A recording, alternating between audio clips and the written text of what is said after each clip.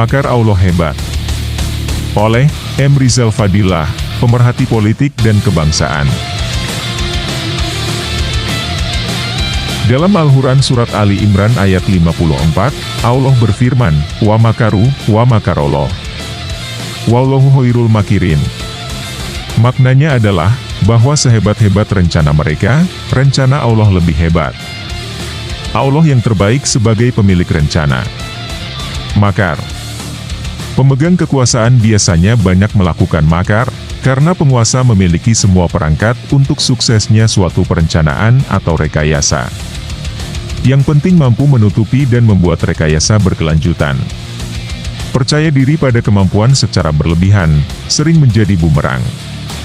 Allah menunjukkan kekuasaannya.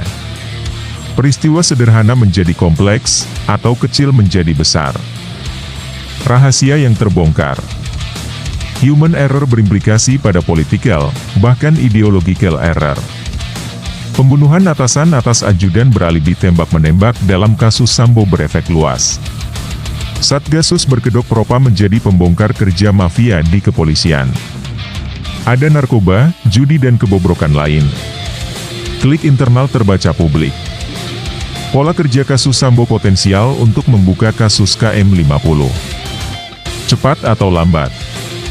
Kasus penganiayaan oleh sang putra menyebabkan petugas pajak Rafael Alun pontang-panting. Bukan saja tindak pidana pencucian uang dirinya sendiri yang terkuak, tetapi juga rekan-rekan seinstansi. Nilai 349 triliun diangkat oleh Menko Polhukam.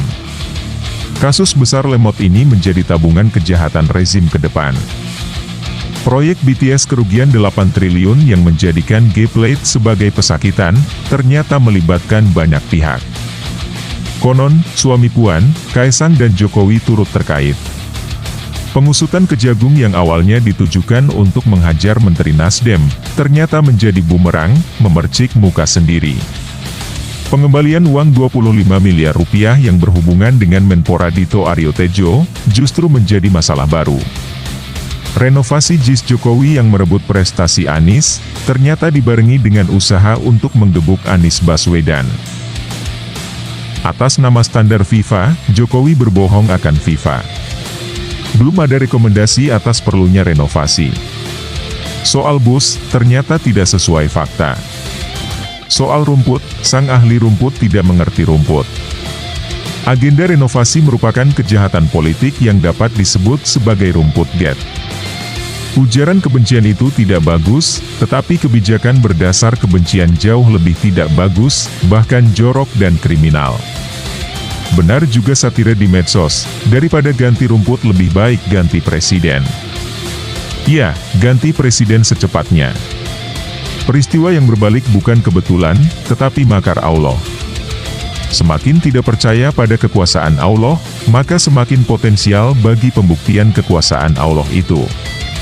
Pemerintahan Jokowi terindikasi jauh dari jalan agama, jalan syariat dan keridoannya. Kita akan kembali melihat peristiwa jungkir balik kekuasaan yang bersandar pada keangkuhan, kepentingan kelompok, serta abai pada nilai-nilai kerakyatan. Ideologi dipinggirkan dan agama yang dikerdilkan.